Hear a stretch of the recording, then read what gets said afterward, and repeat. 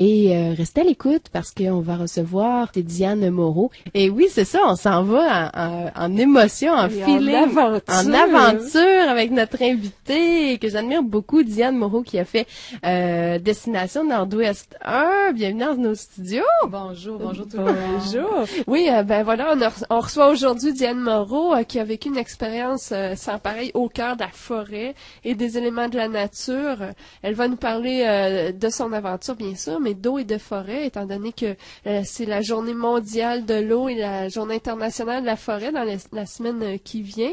Alors, je vous présente brièvement Madame Moreau. C'est une femme admirative et reconnaissante du travail accompli par nos aïeux. Elle croit sincèrement que tout est interrelié sur cette terre. Elle a emprunté depuis longtemps les vocations d'herboriste, de fromagère, de boulangère, de jardinière, de couturière, de cuisinière et de femme d'affaires. Mon Dieu, Brigitte, je savais pas que j'avais parlé tant que ça. Elle est férue de plein air. Elle a besoin de sentir la vie s'activer sous ses doigts. Alors, de connaissances en expérimentation.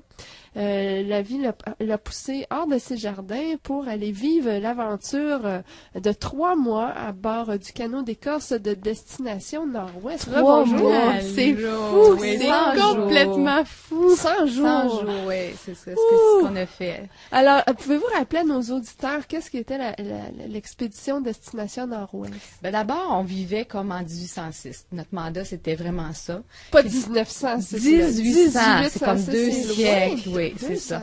Et puis, il avait fait quand même, la maison de production avait quand même fait des recherches assez poussées, donc on reproduisait aussi religieusement, là, aussi authentiquement possible ce que ces hommes-là faisaient. En fait, c'était les voyageurs. Les voyageurs, c'était des gens engagés, des hommes. On a fait un petit accroc à l'histoire parce qu'il y a eu 3 femmes quand même dans notre expédition. Mais c'est vraiment les engagés pour la traite des fourrures. Donc, ils partaient en canot. Vraiment, les voyageurs partaient en canot. Les coureurs des bois, eux, ils restaient dans la forêt, ils faisaient de la trappe, tout ça. Mais les voyageurs, donc nous, on faisait office de voyageurs. Puis on voulait voir, cette maison de production-là voulait voir si nous, les contemporains, on était capables de vivre cette vie-là. Ouais. Cette vie-là de s'adapter. Écoute, on n'avait rien, on était habillés en coton, on avait du cuir, du coton, la laine, c'était tout. On avait les équipements d'époque. Bon, pas de tente, pas d'insecticide, pas de papier toilette, pas de brosse à dents, alouette, on n'avait pas, on a mangé comme eux, on avait de la soupe au pois, du lard salé. OK. Écoute, des fois, on se faisait une musique du pas possible, même si on n'était pas musicien, là, regarde, on avait une musique assez odorante, mettons, certains matins. Mais, tu sais, donc, c'est quand je dis, le retour à l'essentiel, tu l'as dit tantôt, c'est sûr que par la force des choses, ou t'aimes pas cette vie-là, mais c'est sûr que c'est le retour à la base, là. Tu sais, on n'a rien, là. On n'a pas de montre, là. Ça a-tu fait un certain temps s'adapter? Y a-tu 2, 3, 4 semaines? En tout cas, c'est sûr que 2 semaines, un gros 2 semaines parce qu'on était sur la rivière des Outaouais. On est parti de Montréal, du canal de la Chine jusqu'à Winnipeg, donc 3 provinces. Tu sais, c'est sûr que tant qu'on était sur la rivière des Outaouais, on était encore dans la civilisation, tout ça. Donc, c'est sûr que c'était difficile de décrocher de notre vie. Ouais, c'est ça. Puis on voit les buildings. C'est moins exotique, tout ça. Là, ouais. Malgré qu'on était équipés vraiment comme à l'époque. Donc, on a pu faire la transition, tu sais, tranquillement quand même. Mais, non, c'est ça. Il y en a qui l'ont pris plus vite que d'autres, puis il y en a d'autres qui l'ont pas pris du tout tout au long de l'expédition. Mais, tu sais, ça, c'est vraiment une question de nature et de... Parce que là, c'est un défi à la fois physique et moral, tout ça. Ouais, mais je dirais. Ça a changé, vous, dans votre vie? En fait, ce que ça, je peux dire que ça l'a changé, c'est j'ai découvert que j'avais une force morale très, très, très grande parce que je dirais qu'il fallait être en forme, ça, c'est évident, là. Mais, au-delà de ça, je pense que, j'ose dire 80%, c'était le moral. Il fallait avoir un moral d'acier. Mais il arrivait toujours des incidents. Je veux dire, on était en mode survie. Donc, quand ça arrivait, c'est qu'il fallait avoir une solution, il fallait rebondir, il fallait trouver la bonne solution sans paniquer, tout ça. Donc, je dirais que le moral, là, OK. Ouais. Puis votre équipe, en 2006, a eu un bon moral comparativement à l'équipe suivante qui a eu des défis moraux. Oui. Nous, au niveau du travail d'équipe, vraiment, ça s'est fait lentement. On s'est créé un univers, vraiment, puis chacun a trouvé sa place par rapport aux compétences qu'il y avait dans leur vie respective. Puis ce qui a fait que ça a fait une équipe assez bien structurée. Tricoté serré puis qui était efficace. OK, je dirais, ouais. Là, c'est la journée de la forêt qui s'en vient. Avez-vous qu'est-ce que vous avez découvert des forêts? Quel lien s'est tissé, en fait, entre vous et la forêt? C'est une grande question. Oui, hein? Mais je vais te dire vraiment, je vais te parler de ce que je vis. Là, à chaque année, j'en fais depuis cette grande aventure-là. On a passé 100 jours. L'été dernier, j'en ai fait une de 5 semaines aussi de la baie James au Témiscamingue. Ce que je retiens, tu sais, on est sur la rivière avec notre canot d'écorce, tout ça, puis tu sais, parfois on arrive à des endroits là, il y a des pins là bicentenaires, là, tricentenaires, que tu sais qu'ils ont vu les voyageurs. Tu sais là, c'est extraordinaire. On arrive dans une petite baie où c'est à l'abri des vents, tout ça. On sait que les voyageurs ont couché là. Donc tu sais, toute cette nostalgie d'histoire, un sentiment d'appartenance aussi quand même. Ben c'est sûr que quand on arrivait à des endroits puis qu'on sentait que les voyageurs avaient couché là. Il y avait quelque chose qui se passait. En tout cas, moi, j'ai voulu le vivre vraiment de cette façon-là, de sentir tout ça, là, de sentir l'histoire. Ta relation à la forêt. Ce que je découvrais, c'est que, bon, à ces endroits-là, des fois, ça pouvait... Puis à 40 km le lendemain, on pagayait un peu plus long, puis on arrivait sur des campements, puis c'était la désolation parce que c'était des coupes à blanc, tout ça.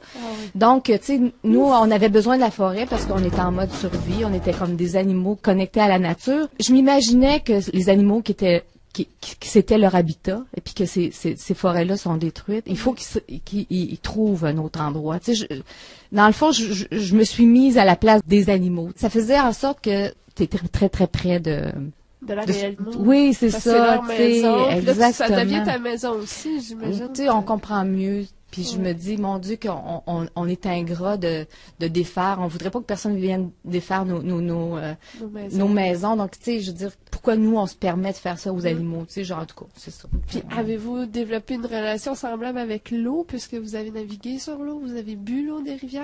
On a bu l'eau des rivières. C'est sûr que filtré. C'est-à-dire que des fois, quand on est arrivé sur la rivière, des rivières où il n'y avait pas d'habitation, il n'y avait pas de chalet, c'est sûr qu'on a risqué de boire de l'eau, une eau qui bougeait, tout ça, puis qu'on sentait que c'était correct.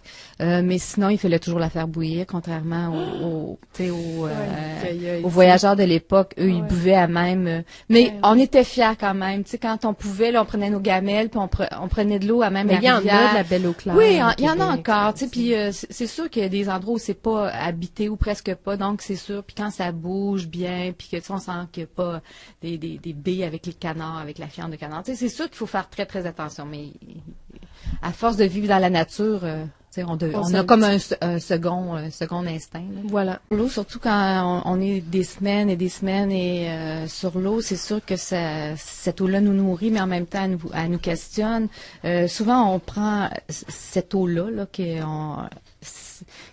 tellement pour acquise, puis tout est tellement interrelié. Tantôt on le dit, on le répète tout le temps, mais c'est tellement vrai quand on le vit profondément, quand on est en lien avec les animaux, avec la faune, la flore, tout ça, c'est sûr. Puis, tu sais, souvent l'eau c'est une contribution invisible. Tu sais, on la prend pour acquise vraiment. L'eau là, c'est comme quelque chose qui est là dans nos vies. Exactement. Puis tu sais, je trouve que il faudrait mettre plus d'emphase. Puis c'est pour ça que moi, je vais sur les rivières, puis je parle des rivières. Il faut faire attention à nos cours d'eau. Il faut absolument... Elle est invisible, cette pauvre eau. Oui, oui. Dans le fond, c'est un peu comme notre système sanguin, mais pour la planète. Pour la planète, exactement. Ça circule et ça transporte soit du bien-être ou des toxines. Exactement. C'est pour ça qu'il faut faire attention aux toxines pour qu'il y en ait de moins en moins. Exactement. Vous évoquez souvent le besoin qu'on a en tant que société ou d'individu de revenir à l'essentiel. Est-ce qu'on vit dans l'illusion en ce moment, selon vous? Mon Dieu. Je veux pas faire la leçon en personne, je suis pas mieux que personne, mais je me dis, en vivant des expériences comme ça, vraiment, en étant en survie en forêt pendant des semaines et des semaines, tu sais, je me rends compte que on fait de l'activisme souvent. Tu sais, on a un malaise, on a quelque chose à régler, ce qu'on fait, on ouvre la télé, on prend notre téléphone cellulaire, on téléphone à un ami. On confronte pas nos problèmes. Oui, c'est ça, on va faire du magasinage. Bon, tu sais, on fait de l'activisme dans le fond. Mais tu sais, se retrouver, là, tu sais, toute seule avec soi-même, là, puis dire, gars, il faut que, tu sais, ce problème-là, il faut que tu le règles, là. Tu sais, arrête de tourner en rond, puis d'essayer de l'oublier, là, par toutes sortes de moyens. Puis c'est tellement facile, tu sais, de nos jours de faire ça, parce qu'on a tous les moyens. Je veux dire, t'as pas avec notre c'est dur de se retrouver seul, hein. Faire les textos, c'est très difficile. Puis c'est même paniquant, tu sais, à certains endroits, là, tu sais. Puis le noir, le bruit de la forêt. Oui, tu sais, te retrouver, là, tu sais, sous ta bâche, là, t'as pas de tente, là, t'as pas de protection, c'est juste une bâche, là, donc c'est sûr qu'il faut que tu fasses confiance, puis tout ça. Ah oui. Fait que, tu sais, je pense que c'est des voyages tellement très, très, très intérieurs, très personnels. Ouais. D'abord, c'est évidemment des expéditions de groupe, parce qu'on doit travailler en équipe, parce qu'on est loin de la civilisation, tout ça, mais en même temps, c'est très, très, très personnel, très intérieur. On parle d'environnement, notre émission. L'expédition que vous avez vécue se situait à l'époque donc de la conquête des terres pour, entre autres, exploiter les matières premières. Donc, à l'époque, il y avait de l'abondance. Aujourd'hui, notre regard sur la forêt et les autres matières premières, est-ce qu'il doit changer? C'est plus le même portrait, il me semble. De toute évidence, c'est. Vous évoquiez tantôt être passé dans une zone où la forêt a été coupée à blanc. Oui. Vous voyez pas ça, les voyageurs? C'est ça, non, bon, pas du tout. Eux, c'était la forêt qui était intact, là. Ils passaient à des endroits où c'était intact. Je vais juste te raconter hier, moi je viens de l'Abitibi, de Rouyn-Noranda, donc j'ai dû passer par le parc pour m'en venir au parc La Vérandrie.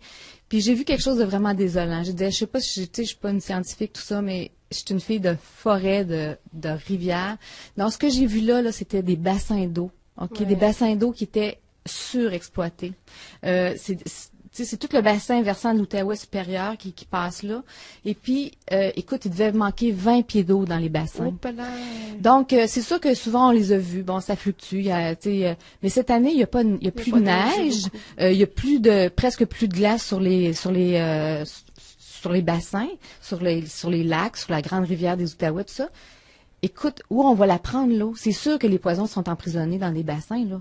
Il manque 20 pieds d'eau. Donc, il y a quelque chose, à quelque part, là. Tu sais, on turbine trop d'eau, là. Okay. Tu sais, donc, je me dis, qu'est-ce qu'il faut faire, là? Tu sais, j'aime pas ça crier au loup sans avoir de solution, mais là, écoute, j'ai trouvé ça pénible. Genre, avec mon conjoint, c'est triste. Donc, comme tout est interrelié, il faudrait diminuer notre consommation d'énergie, dans le fond, pour qu'il y ait moins de demande en hydroélectricité, que les turbines ralentissent. C'est vraiment à la base qu'il faut travailler. Ils veulent la vendre aux États-unis, fait qu'on n'est pas... C'est ça, mais si on commence à fermer nos lumières, vraiment à nous-mêmes, diminuer notre consommation, c'est sûr qu'à un moment donné, on va pouvoir faire de la pression sur le gouvernement en disant, regarde, nous, on fait notre part, il faudrait peut-être que tout le monde s'y mette. Et utilisons la corde à linge, mesdames et messieurs. C'est tellement beau, une belle corde à linge bien garnie.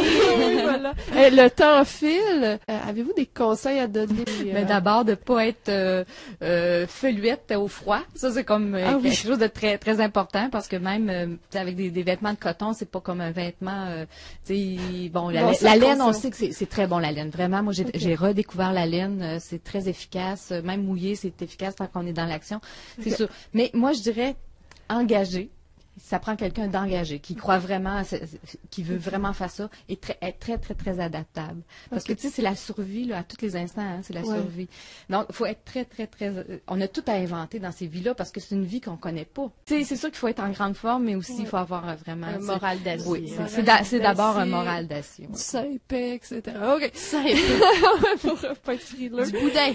Et un de vos collègues, Michael Rio. Oui, je voulais faire un petit coucou à Michael Rio. d'un film qui circule par les temps qui courent. Oui, Michael était avec nous dans Destination Nord-Ouest 1. Et puis, écoute, on a eu vraiment des discussions sur l'environnement extraordinaire. Moi, c'est un passionné, c'est vraiment un visionnaire. Puis Sylvie Van Brabant a fait ce film-là qui s'appelle Visionnaire planétaire, qui est sorti en décembre, puis qui était à l'ONF. Écoute, je voulais faire un petit coucou à Michael, dire chapeau pour ce qu'il fait. Puis c'était un film de solution. solutions que Sylvie a tenté de faire avec Michael. Ils sont allés partout en Inde. Écoute, ils sont allés vraiment à des endroits où les gens tentaient de trouver des solutions au lieu de juste décrier. C'est sûr qu'il faut le décrier d'abord, puis ensuite, trouver des solutions, mais alors, c'est je sur voir le site de l'ONF. Oui, pour voir où est-ce qu'il est diffusé, en tout cas, il faut aller voir sur l'ONF. Puis ensuite de ça, je pense que assez rapidement, on va pouvoir le commander dans nos bibliothèques respectives, là, dans chacune de nos régions. Donc, allez-y. Et c'est bon à diffuser dans les écoles, entre autres, les cégeps universités. Oui. Ça stimule la création positive. Oui, c'est ça. Il en faut de ça. Amenez-en de ça, là. Alors, on vous remercie énormément d'être venu jusqu'ici dans nos studios pour cette entrevue. On peut aller sur mon site aussi www.dianemoreau.ca. On voit ce que je fais, comme ce qui m'anime. Et elle donne des conférences, entre autres. Oui. On passe à Merci beaucoup. C'est un plaisir, vraiment.